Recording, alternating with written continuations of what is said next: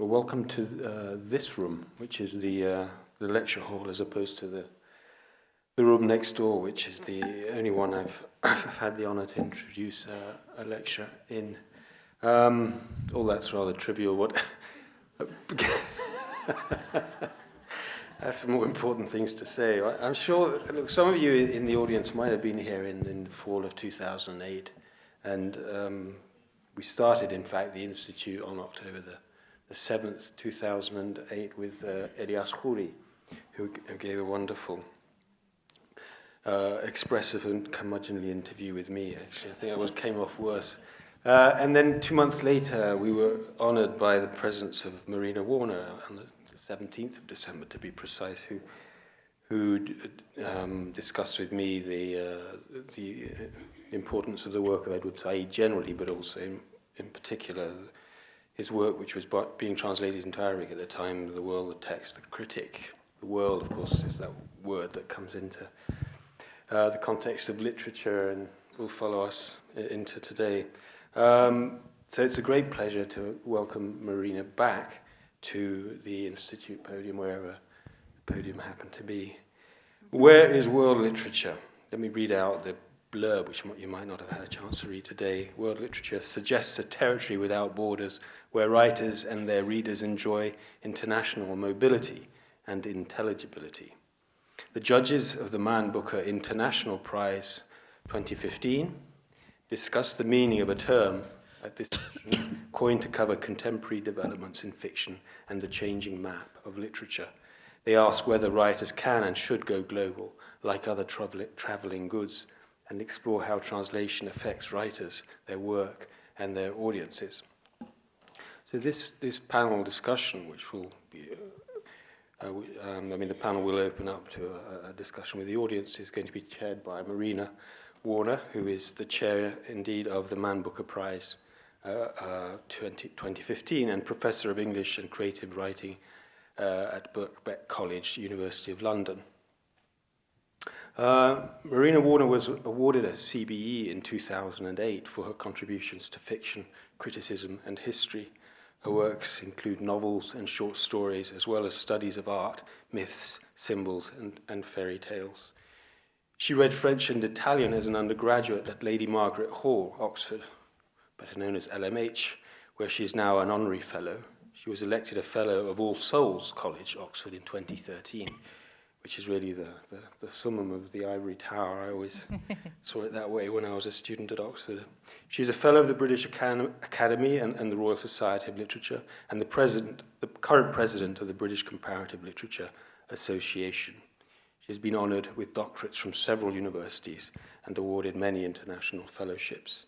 Her books include Alone of Her Sex, a study of the cult of the Virgin Mary, From the Beast to the Blonde, on fairy tales and their tellers, and most recently, Stranger Magic, Charmed States and the Arabian Nights, which won a National Book Critics Circle Award, the Truman Capote Award, and as many of you, I'm sure, know, a Sheikh Zayed Award, prize rather, in the autumn of 2012.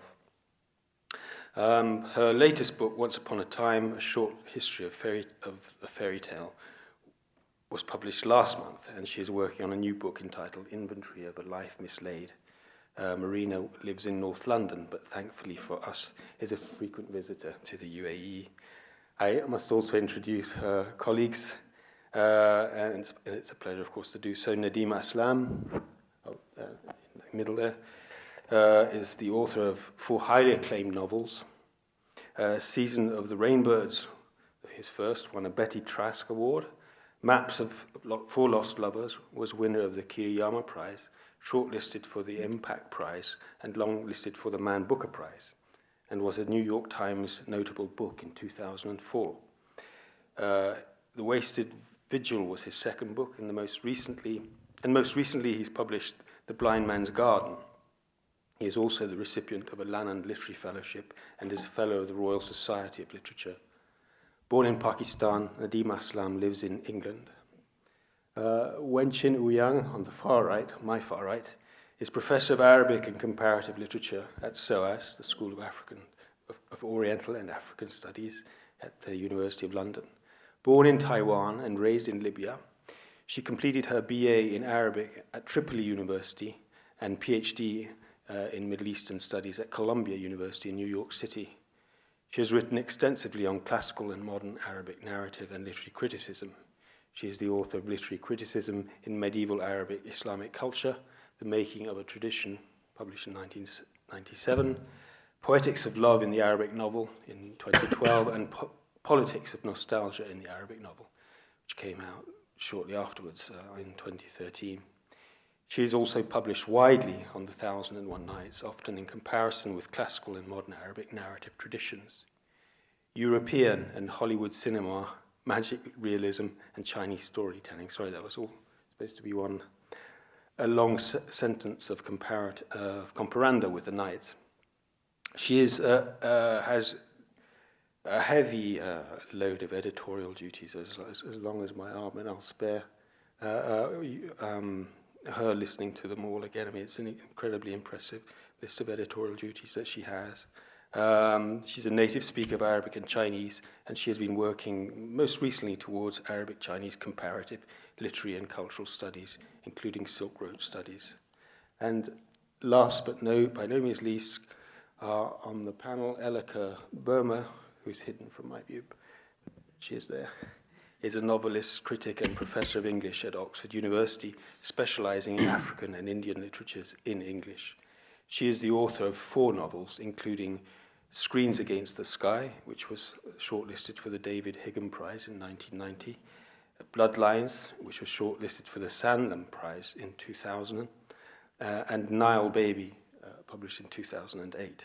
She has published monographs, editions, and anthologies, amongst others, colonial and post-colonial literature, published in 1995 and then republished in 2005, and also Stories of Women, published in 2005. Her biography, Nelson Mandela, has been widely translated, and her edition of Robert Baden-Powell's Scouting for Boys was a 2004 bestseller. She is Professor of World Literature in English at the University of Oxford and Professorial Governing Body Fellow at Wolfson College. Welcome all. Yeah. Well, it's an enormous pleasure to be back in Abu Dhabi, and thank you very much, Philip, for your very generous and very thorough and kind introduction to us. But you will be able to assess, you will be able to see, you in the audience, how delighted I was to be able to have the acceptances of these illustrious literary critics and readers and scholars and writers as part of the panel of the Man Booker International. So we decided that one of the themes that we might explore here that might be suitable and appropriate for you in Abu Dhabi would be the question of global literature. And we thought that we'd throw the emphasis on where is world literature, because it seems to me that the term implies a geographical character to literature rather than a historical or vertical character through time. So, for example, that what world literature means is not taking French literature from a founding novel such as La Princesse de Clèves all the way through to a current contemporary writer, but actually one thinks of what was now even called in a book by Susan Suleiman, French global. So it's a terrestrial spread idea, which in a sense flattens time, and the web has had an effect on that, because the web has changed temporalities and given us more of a sense of this sense of a network crossing of the map of the world. One of the things questions that I want to explore also with where is world literature is a sort of hidden in the question, and that is, does the feeling of it being a world actually put a burden, some kind of a burden of responsibility on the writer that's different, if you like, from if they're writing in a national literature? Are they speaking to the world?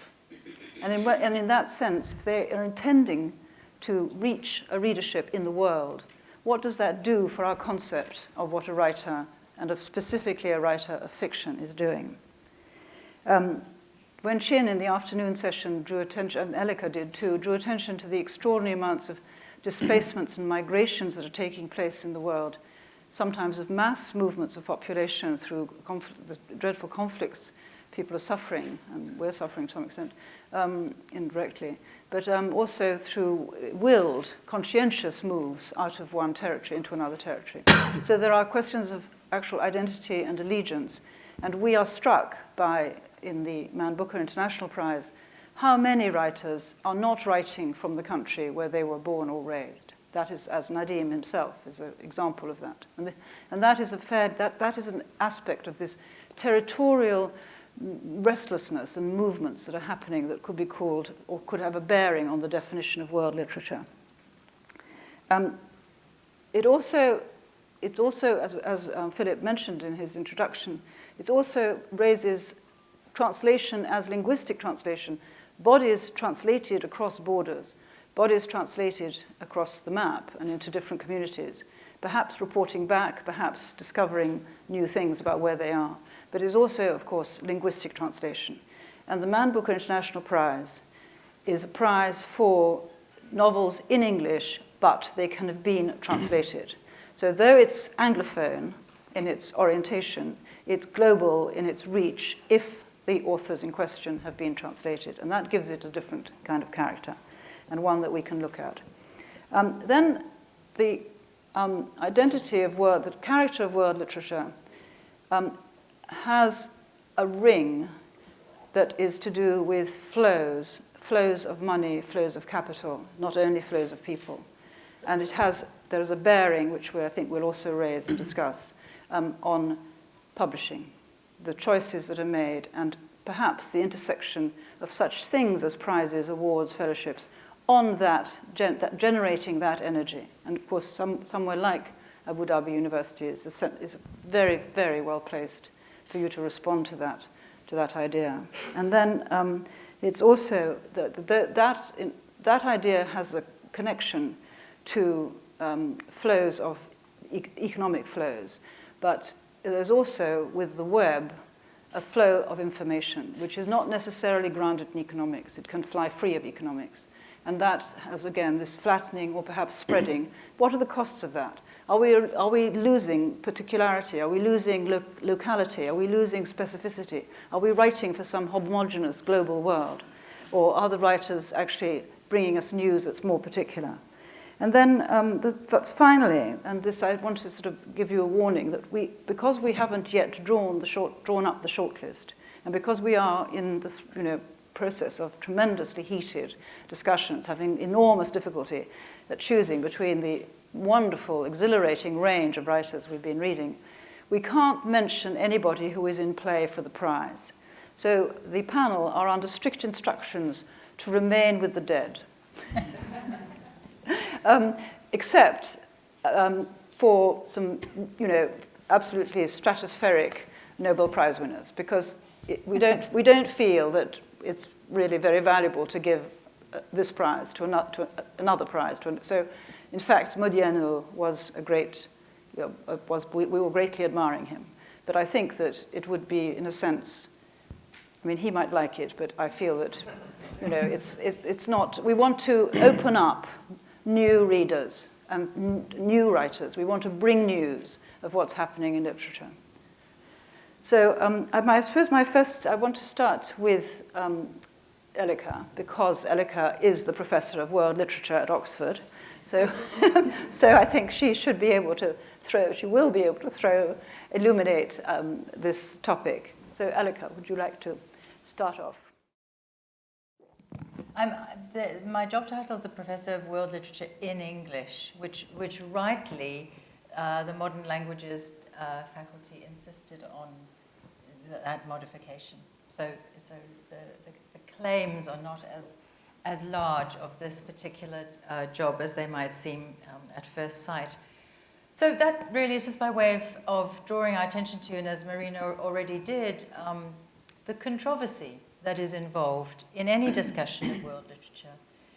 The potential for dissent, the potential for pessimism, what is lost with our focus on the world literary marketplace, a sense too of worry about the commercialism that is implied in the term world literature, is what we're looking at, just another form of what some call the Coca-Colaization of literature and of reading, or the Anglobalization of literature. So, and what are the forces that propel books across borders in the world literary marketplace is a question that we might think of. Of course, the power of film is very, very important there. A book like Gone Girl, which has now become a very popular film, certainly in the UK, I saw it 2 weekends ago. That is an example of one kind of world literature, one that travels easily, seemingly across borders, but then we might ask the question of how it does so and why it does so, and whether its way of traveling is similar to the way in which Dickens traveled across borders. His books traveled across borders when he was active and popular in his day. So just with that kind of registering the worries, the concerns, the anxieties that are invested in any discussion of world literature, I thought I might slightly inflect the question. First give a series of experimental responses, and then inflect the question to something a little different. Use another question word in order to inflect the question. So first of all then, where is world literature? Across the border, question mark, in the city, or in the village, okay? Just to because each one of those gives a different spin to what we might mean by world. So where is world literature? Across the border, in the city, and is it rather alternatively in the village? And just to riff on the second question, in the city, for a moment, there is another framework through which we might look at the world literary edifice, and that is through a city lens. It probably was the case in the late 19th century that novels were seen as part and parcel of a national tradition, right? The novels were caught up in, were invested in the project of defining the nation, defining the national community, how we understood ourselves. Benedict Anderson famously said, we understood ourselves as citizens in the 19th century, in the great European 19th century nations, by reading the newspaper. Well, we also understood ourselves by reading the novel. But it may well be that now that the world has become much more of a conglomerate of cities interconnected through the web, it may well be that what world novels do is define city life, first world city life or third world city life. So that's one consideration that we can think about, and maybe we can ask some questions about later. But then I was going to give a spin to the where and ask instead when, which is a very interesting and difficult, it brings an interesting and difficult question of periodization into the room. I've been referring to the Victorian period, to the work of the novel at that time in defining the nation. But when we think of when the world novel, when world literature, well, where are we looking? Which century, which period, which decades are we looking at? We had a short discussion about this earlier, and some of us were saying the 20th century, the world novel crops up, grows up in the 20th century. Perhaps it's an offshoot of modernism. It's an offshoot of Ulysses, which of course was a city-defining novel. But maybe, actually, it's a post-1989 production, the world novel. Perhaps it only comes about with the, if you like, the breakdown of the Cold War world into something much more fragmented, complicated, conflicted, but also interactive. So when is world literature is another interesting question. And then finally, and this brings out a whole new set of questions and debates, who is world literature? Certainly those stellar names that Marina was just referring to, the Nobel Prize winners amongst us in the world who are still alive, they certainly are world literature. We could say, I put it to you, are they world literature? Well, I think they probably are. But then that also begs the question of the work that prizes do, such as the one that we're judging now, the work that prizes do in elevating certain writers, as it were, elevating them to a world stage, above the level of the village that I already mentioned, and indeed above the level of the city. So who is world literature is also something that we might think about later without betraying any I just want to, names. I'm going to pass to Nadeem in a minute, but I do want you just for a moment, Elleke, to pause, on, because you began in post-colonial studies, to pause on something that's perhaps implied in your own transformation from post-colonial to world. And that is there a kind of shrinking away and not wishing to say that it is actually to do, when you say the border, or when you say who, I mean, is there an implication of margin and centre or not? I mean, old margins, old centres. Yes. Is it a handle to describe, the former British Empire, for example? Well, that opens a whole interesting can of worms. I personally prefer to stick to it may have been implicit in some of what I was saying. I personally prefer to stick to the word post-colonial to describe that, the writing that is aware of centres and margins. But I also think that the shift from post-colonial literature to world literature, which is a shift that Wen-Chin and I have both noticed in our teaching and in the kinds of things that students are interested in. What I think is involved, many things are involved, but one thing is, and it's very important, very worrying, is the depoliticization of our sense of where writing's coming from and what writing sets out to do. Yeah. Yes. Well, I think many things that Elleke said actually lead into what you might want to comment on, this idea of the village and the border and who. I mean, you are writing. Actually, Elleke is writing too, these novels, and to some extent I am. So, thank you everyone for coming, first of all. It's a great honor to be here. I mean, I'm a novelist, and I have to say, and I'm sure Alec would agree with me as a fiction maker and you as non-fiction, that if you are any good as an artist, if you are any good as a writer, you don't even have need for publication when you are writing that thing. It is much deeper than that. And if you begin to think of what label might be put on you or on your work, or how your work will slot into some other movement out there, I think some kind of corruption might result. So I try not to think about those things. And in that, for example, my mother is a believer.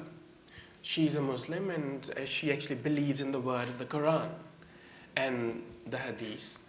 And meaning that for her, on her right shoulder there is an angel sitting, and on her left shoulder there is an angel sitting, and every time she does something good, the angel on her right shoulder writes it down in a notebook. And every time she does something bad, the angel on her left shoulder writes it down in a notebook. And 10 years from now, 20 years from now, 100 years from now, 1,000,000 years from now, when the world is over and Judgment Day has come and gone, and she will be pulled out of the earth alive, and the angels would bring those two notebooks to God, and God would say to her, on June the 7th, 2014, you said this, explain yourself. And in the other notebook, on 7th of March, 1966, you said this, explain yourself. So these things are not metaphors for her. She actually believes these things. Jonah was inside the whale. The Garden of Eden existed. So if I was to write a novel about someone who believes these things, someone like my mother, am I writing realism or am I writing magical realism? So my editor could come up to me and say, this sounds like magical realism, but magical realism doesn't sell anymore. So and the fact of the matter is that, so then will I stop writing it? It's that I feel that as an artist, if someone were to say to me, here is 50 million pounds, stop writing the book you're writing, I would say, no, keep your money. I have to write the book. So as an artist, so I have to say this. But secondly, what point in time are we as writers and artists, all of us? And I think that certain issues will remain the same. In 1945, when Picasso was living in occupied Paris, the Nazi officers would visit him periodically to harass him, to find out whether he was hiding any of his Jewish friends and acquaintances. And one day there was a postcard of his great painting Guernica lying around, and an officer picked it up, looked at it for a while, and turned to Picasso and said, "Did you do this?" And Picasso said, "No, you did." So whatever time you're living in as artists, writers, this is what you are trying to do, to bring the wicked and the unjust people to trial, in a way, in the pages of your work. And I feel, where is global literature? I mean, I feel a sense of kinship with a number of writers and artists and painters and singers and non-fiction makers across the planet. And they are doing what I am doing. So I don't feel isolated, I have to say. And we are doing precisely these things that I said. But could you say a little bit more? Because you said you don't, you're not writing for publication, but at the same time you give a very, very, very eloquent example of reaching out and speaking for someone. So just can you expand a little bit more on your sense of, when Elleke asks who is writing it, yes, you are writing it. So do you feel a sense of responsibility? Do you see the novel as a forum? It used to be, as Elleke said, a forum for discovering identity. To some extent, I think one could turn that around and say that world literature, as such, is a forum where we don't constitute our own identities, but we are listening to the witness of others actually telling us about their identities. Absolutely. And not just novels. I mean, I actually believe that all art, when it's good, can aspire to and can achieve that. The great Polish poet, the Nobel Prize winner, Czesław Miłosz, he wrote a poem about Stalin, thinking about when Stalin had Osip Mandelstam killed. And the poem is, "You who wronged a simple man, bursting into laughter at the crime, kept a pack of fools around you to mix good with evil, to blur the line. Do not feel safe. The poet remembers. You can kill one, but another is born. The words are written down, the deed, the date." So that is what I see my job as, that to write down the deed and the date, to say to the unjust people in the world that you think you got away with it? Fine, it looks as though outside of me you got away, but not in the pages of my book. And the sense that where is then the connection coming from? Because on the one hand, I'm saying that I'm actually not thinking of anything. There's a thing called conscience, morality, ethics. So I go in and I look at, and I can honestly say that my deepest belief is, as a human being, that there is nothing extraordinary about me. That if something is true of me, it is true of 6-7 billion other people. So I try to look for what is it that is common between me and her and her and her and her. And then, because if you begin at a level playing ground and saying, I am like other people, then you end up connecting with people even when you don't want to connect with people. If you begin by thinking, I feel this because I am superior somehow than everybody But else. there is a difference between feeling different and feeling superior. I mean, feeling the particularity of your state, feeling the actual details and the particular message that you can bring that is your experience. I mean, we have found many, many novels in the course of our reading that actually explore, that reveal situations about what it was like to live through the Cultural Revolution in China, what it's like to be a Korean school teacher, what it's like to be, you know, an African girl growing up as a coloured in some veldt. And so these are inaccessible experiences except through the novel. I mean, they're not even accessible through essays. They could be memoir essays perhaps, and of course some of them are very close to the memoir, the autobiographical witness form. But I think that, you know, I agree with you that the universals are important, the common ground, the sympathy that we feel across differences.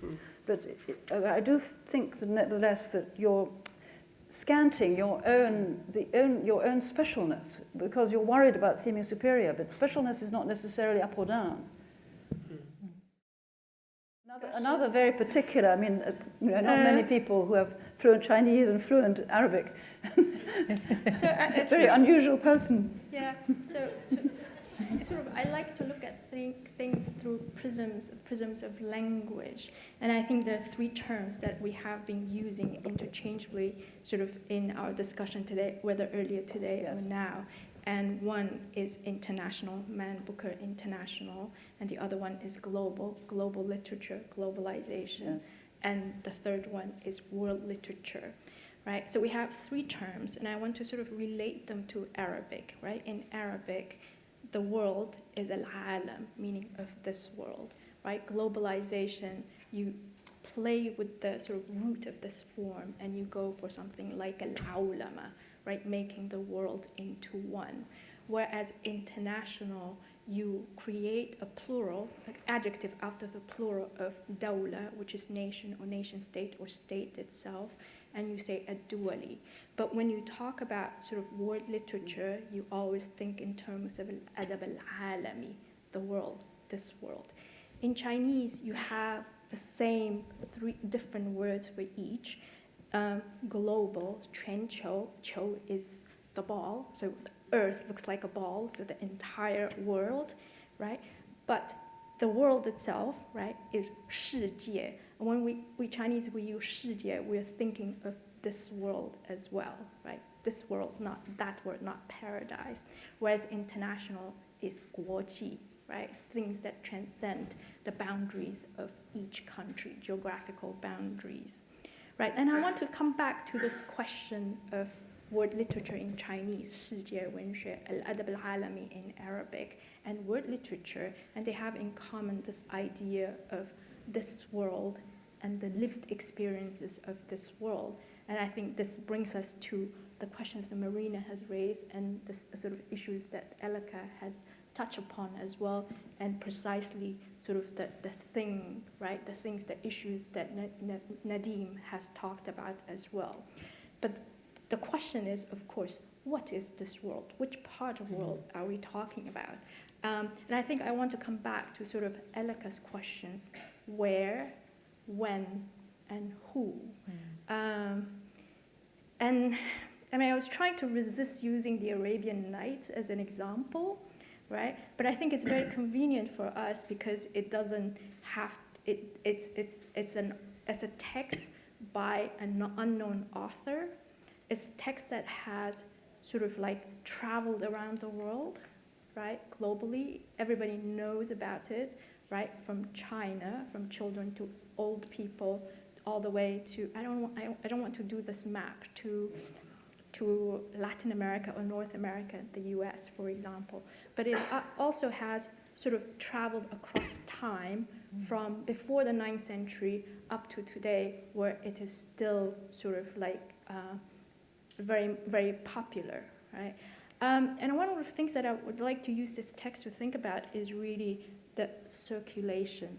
And people who are engaged in the study of word literature in America or in the UK have to think of circulation, right? And in the word literature sort of theories, we think of circulation through translation from right? One language to another, and in some cases from one national canon to an international canon.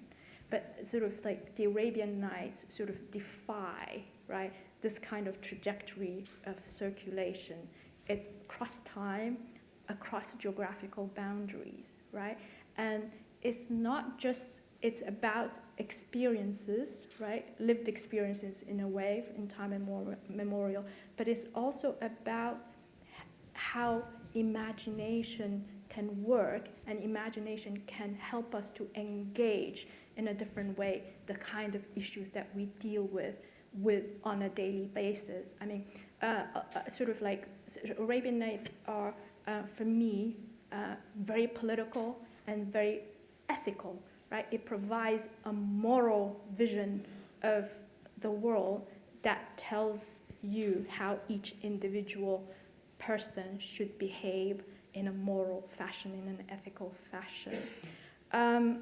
So that's what we like to think, that, you know, sort of like word literature is something that can circulate across time, that circulates across not just geographical borders, but linguistic borders as well, through the medium of translation or without the medium of translation. Do you want to address quickly what the Nadeem's point that magical literature is sort of out of fashion or out of commercial? Do you want to, because it seems to me that the Arabian Nights and the Wonder Tale is an example of how world literature is bringing in new generic forms, or perhaps the term encompasses novels that are not the classic 19th century novel of manners, the novel of psychological exploration, as in modernism, but actually doing something else which might have this longer tradition of storytelling. So and I think we're sort of working with the idea of the fantastic, and I think, you know, from the two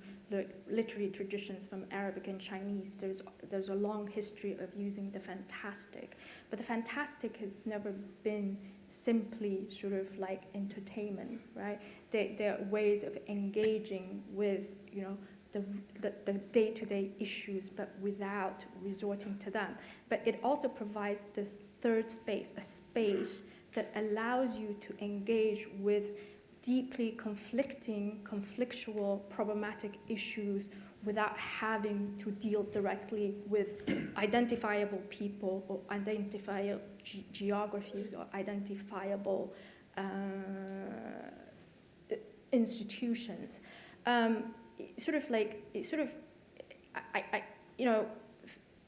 If magical realism as such, right, is out of date, according to some, I'm not sure, right?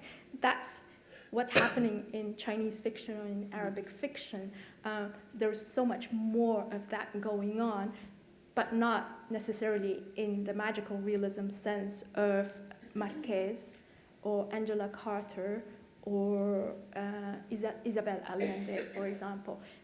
There's sort of like Arab authors tap into a tradition of the fantastic in Arabic and Chinese, tap into this sort of tradition of a Chinese fantastic, and they're very similar, right? But they're very different as well, to talk about the political situation in the Arab world today and in China today. Can I ask you something that has been raised in terms of a criticism of world literature? And that was Tim Parks, who was one of the judges of this prize in the past, wrote a long article in which he said that he feared that these international prizes that are multiplying are creating something which Nadeem doesn't do, creating authors who are writing for the global marketplace, and in order to be intelligible. So rather than keeping faith, as Nadeem was saying, with the internal imaginative process, they are actually beaming out to create a kind of, you know, a communicable world. Elleke, do you want to comment on that a bit? Because you read a lot of literature from different continents. I mean, from the subcontinent and from Africa. I mean, it just is the case that world literature does. However we choose to define it, whether it's the post-magical realist novel or the realist novel or what have you, or the epic poem, it does rest on certain formal struts, a kind of, a scaffolding that is recognizable to more than one culture. I mean, the shape of a story is not just something natural that kind of, flows from the storyteller like his or her breath flows. It comes as part and parcel of a tradition, and I think that there are certain forms that do travel more easily than others, and therefore there might be, if you like, a marketable, formula of world. I mean, it might involve.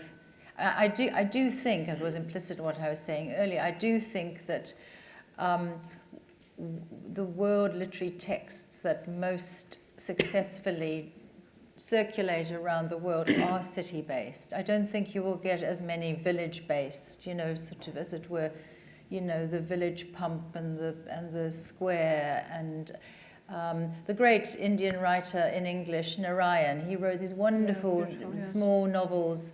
Sadly, he was never awarded a Nobel Prize, but he should have been, really. He wrote these small novels, village-based, about the goings-on in the village, the mood, very quiet, very sedate. I don't think that kind of work would any longer be seen as world. I mean, it wouldn't sell. It wouldn't flow in the way that, if you like, the big city-based novel does flow. I mean, I have a little anecdote, which may not take us anywhere related to what we've just been saying, but just to sort of test something. I was in China a few years ago. I was asked to speak about British post-colonial literature, post-colonial British literature.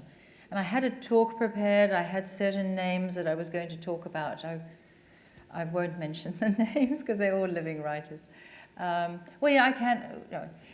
Anyway, British post-colonial literature. So I went. You're allowed to mention ones that have won the Booker, because we would talk about them anyway. Okay. Well, so it was Salman Rushdie was one of the people that I was talking about, but actually also Julian Barnes and A.S. Byatt and people like that.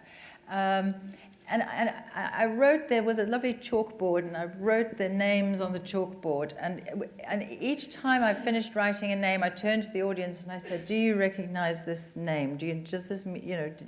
Would you like to hear more about this name from me?" Utter silence. I was just not connecting with my audience at all. Salman Rushdie, A.S. Byatt, just wasn't happening. And I think somebody in the audience, realizing that I was in dire straits as a lecturer that had been, as it were, flown in to address the subject of post-colonial British writing, this young person, she was no older than 17, she whispered very loudly, "Harry Potter." And it was at that point that I realized that the work of J.K. Rowling is, above all, world literature. I mean, it writes to a formula. It's a very marketable formula. It's a very recognizable formula. And it's one that allowed us to then chat for another 2 hours about how Harry Potter was an example of British post-colonial writing. And it's Very good, yes. Yeah, and all the 7 novels are made into films, right? Yes, All films, yeah.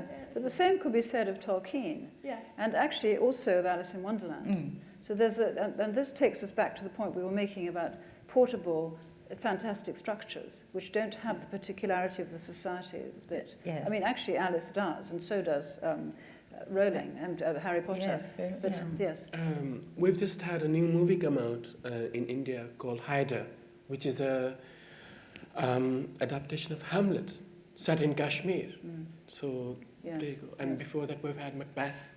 Yes. Well, do you feel that therefore you could move the definition of world literature to something that is actually more to do with something that is universally communicable, rather than lists of? Well, I do, yes. I mean, because I do think that certain writers that I admire are doing similar things now, no matter where they are, globally, and also in the past. The great Pakistani poet Faiz Ahmad Faiz was asked, he's dead now, he was asked that your poetry is still relevant 30 years later. You wrote this book of poems 30 years ago, and it's still relevant. And he said, it's no virtue of my poetry. Things are not changing. You know, the certain problems are remaining the same. That is why when we refer to great literature, we use the present tense. Yes. In that, I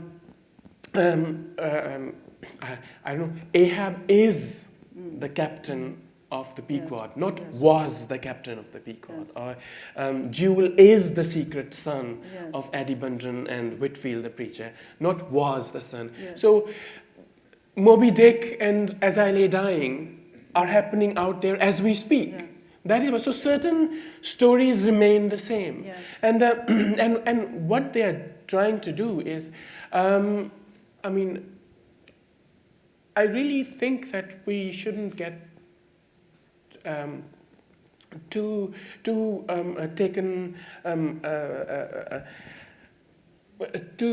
excited by this term called global literature, because I think what globalization has done is just globalize injustice. And part of it is just remaining hidden, and as our job as artists is to actually try to bring that to you. If most of you, if you have a child in your life, they go through a phase when they are between 3 and 4 and they're learning to draw. And you say to them, draw an apple. You put an apple in front of them and say, draw what you see.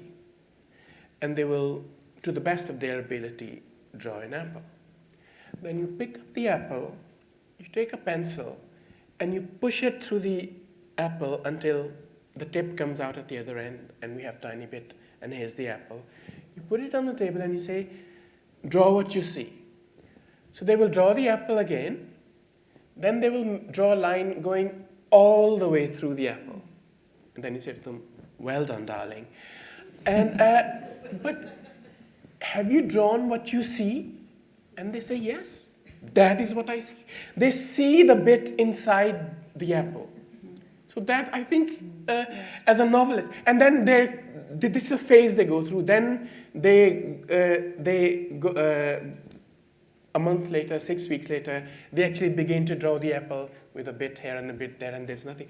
That is what I think novelists and artists are doing, trying to see what is inside this apple. I mean, we are here, and yes, this is a globalized world. I was talking to Wen-Chen in New York last month, and I will be talking to you in Sydney the following month, and etc., etc. So yes, this is the age of globalization, and all of you will try. Let's talk to the people who clean these carpets. Let's talk to the people who are building up these buildings and out there. Let's ask them, what does globalization mean to them? You know, I mean, people are dying off the coast of Italy to get into Europe.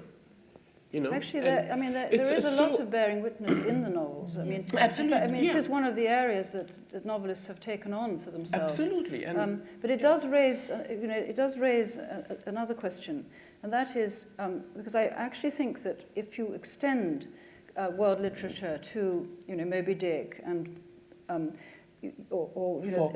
you're then actually sort of turning it into a kind of canon, which actually doesn't address what's happening now. And what's happening now seems to me that there is a search for the inside of the apple, but the inside of the apple in its difference when it's being eaten by a child in California and when it's actually found bobbing in the sea off the coast of Sicily by someone who hasn't eaten for 3 days. So there is that. There is in it. I think I would not actually. I don't think that even if they reach the world, that Beckett or Kafka are in this category of world literature. I mean, but it's probably too big a discussion for us to have now. Yeah. And when she was about to edit an anthology of world literature, so it's up to you to decide because you will be defining it. But I want to move quickly because this is the last question before we go to the floor. So please do start thinking of questions. But I just want to put an important issue which we have not touched upon because we talked about it this afternoon, and that is translation. So please, will each of you say something about the experience of reading in translation for this prize? because this has been the stumbling block in the past for the prize. It has not been given except once to a translated book. And so it's obviously there's a sort of a question about what happens to prose, what happens to the quality of thinking, the quality of psychological inquiry, the quality of everything. What happens when it's translated? So, how about if I start a little bit, because I think, being multilingual, and multilingualism has created more, I'm saying it in a good way, in a positive way, because multilingualism has actually made me rethink what translation does to a text or translation doesn't do. And when I read, I'm used to reading Arabic in Arabic without the medium of translation. So when I read sort of an English translation of Arabic text, I start retranslating it back into Arabic and trying to see whether it works well with Arabic text or not, right? With Chinese, I do exactly the same, and then you sort of always sit there and think, goodness, right? But my response to the Arabic text is not the same as my response to English text. My response to English translation is not the same as my response to sort of Chinese. And what happens in translation, even if the story comes across, is the language world, right? The texture of language, the imagination that a word can evoke, the musicality of each language that's situated in the language world, and also the pace, the rhythm, right? It's the way you put commas and full stops, right? And in English, when you translate it, when you're reading translation, you can also sense the translators trying to sort of fill the gaps, right, in Arabic. Something that is accessible, easily accessible to Arabic may need an interpreter. So you can see the process of interpretation going on as well. But, but all that is actually very enriching. I mean, is making me think more about, and on occasion when translation works very, very well, then you say, aha, and I think one of the examples is the translation of Season of Migration to the North, right? But the Arabic text and English translations are very different, but the English text works really well.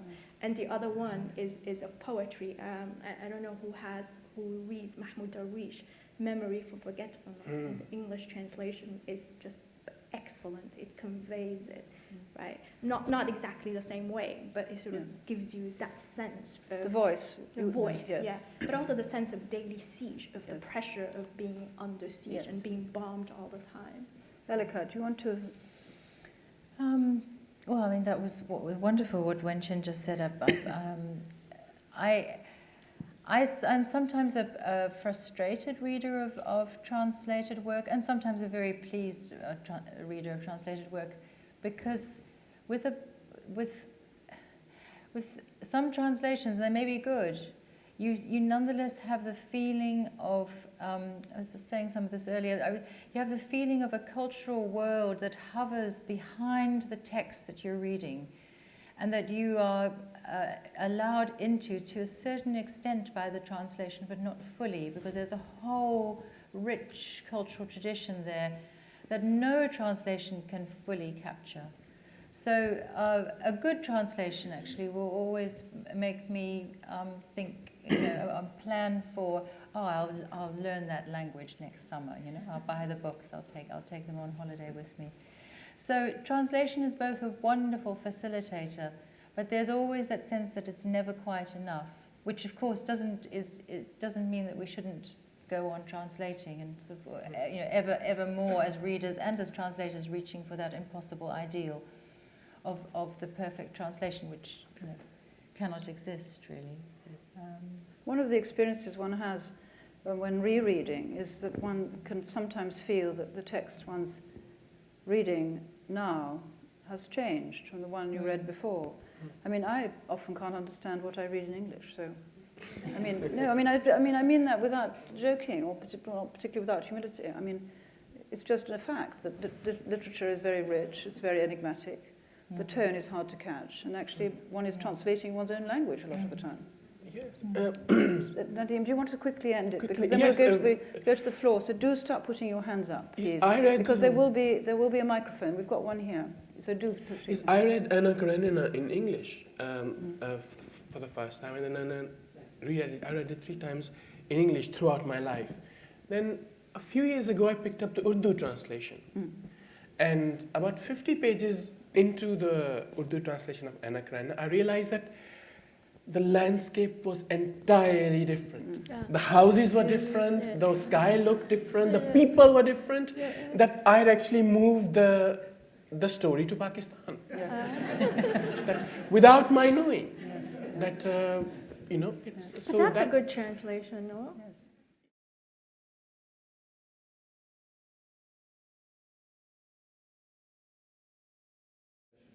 I have a problem with this notion of the word. And there is a little personal anecdote that I'd like to share with you. At the age of 12, as a schoolboy growing up in Pakistan, I had a geography textbook called The World, written by a man called Mr. L. Dudley Stan. No marks for guessing what part of society he came from. And it had 6 pages on England and 1.5 pages on Africa. Yes. So that was a particular notion of the word. To what extent is the idea of the world novel, world literature linked to the enterprise of empire? Number one. And number two, because the project of world history is formalized by Hegel, and that is quite close to, chronologically and conceptually, to the idea of empire. That's the first one. The other thing is, I'm a great admirer of Nadeem Aslam's work, and I just like to hear his comment on identity. What is the identity of a writer? Is it a fractured one, which gives it the richness, or is it something that's calm and beautiful? I'd be very grateful. Would you like to take the map question? Because you mentioned Franco Moretti earlier, and actually that's an interesting parallel. Empire is absolutely crucial, but completely understated and overlooked in some circles in terms of our understanding of what world literature is. The flows of the market, the literary institutions, the production lines that make world literature were all laid down in imperial times. And I'm not referring only to British Empire, although that, of course, is very dominant, certainly in the Anglophone world. So, in fact, I have said somewhere in print that world literature is just the writing of empire by another name. Or in empire. Sorry? Or in empire. Or in empire. One empire. Yes. It's a slightly different empire, but empires stand on each other's shoulders. So that's a slightly cynical and pessimistic view, really. But you know. So Middlemarch is as much world literature as Salman Rushdie's. Oh, absolutely, it is. The gentleman said so. Middlemarch is as much world literature as Salman Rushdie, and I would say yes, it is. Yeah. So Nadeem, yes. The question of identity. I was born in Pakistan, and at the age of 14, my parents took me to England, and that is where I've lived. And in my study where I write, I've made up a map, which is I've cut out the shape of Pakistan from a world map, and I've cut out the shape of of Britain from a world map, and I've put them two together. And I've put a frame on. So that is the country I live in. That is my identity. So the Grand Trunk Road passes from Lahore, goes to Peshawar, and emerges over here in Newcastle. And that is where I live. Your own empire. Sorry? That's your empire. Yeah. Well, I mean, to be serious, I think the only nationality a writer has is his writing desk. That is where the work, that is where I am at my most alive. You're at home and in the world at the same time. That's beautiful. But That's beautiful. perhaps, Wen-Chin, you'd like to comment on how reading actually also creates a home. I mean, how you in Libya reading. You said you read Pride and Prejudice in Chinese. Yes. I'm not saying you would have felt at home in Pride and Prejudice, but I'm just saying that just throwing out the idea that dwelling, in fact, the Said lecture I just gave in Cairo was about this, about the dwelling place of literature, because Abdel Fattah Kilito said about Said that he was a porter, he was a bearer of words. He carried words from one shore to another shore. And this idea that you can be carried through a book into another world. And so though I'm not saying that's your map, that's your territory, but there's also the question of the territories that are created for us, where we feel at home, that are actually imaginative, that have been made by people. How do I do this? But I want to try to link the two things. Well, he left, so it's the idea of the at home in the world, and a part of it is really personal and identity. And you know, I sort of, as a child, I was a tomboy. I wanted to leave the house all the time, and my mother would always say, "Come back. You know, you're a girl. You don't go out in the street." So the novels are the place where I can find this alternative world, and I can go on adventures without having to step out of the house. And one of the most memorable stories I read when I was a child, when I was just beginning to learn Chinese, right, was Sinbad the Sailor, right? And Chinese, you know, you have characters I couldn't recognize. I have the phonemes next to it to sort of help me recognize the characters. And one of the things I loved about Sinbad was his ability to always pack up and leave, go on an adventure, and then come home, right? So in a sense, words, the language world is my home. But of course, my language world is a bit more complex, a bit confused, right? They overlap and so on and so forth. So that's one. But I know as a person, I write, right? And writing is my home. I feel most at peace when I'm writing. My question goes back to translation. When I taught world literature to my high school classes, one of the things that we would do, we would take a look at, let's say, Camus, L'Étranger, and look at at least two translations. Or rather, two translations, and compare them with the original, talk about the language of the opening lines. And we would do that also with Kafka's Metamorphosis, A Doll's House, Henry Gibson. And it seems to me that translation today is much less diverse, I guess, that for one book there isn't so many translations of each book. Is that in fact true? And what does that mean for the future of world literature? I don't have stats.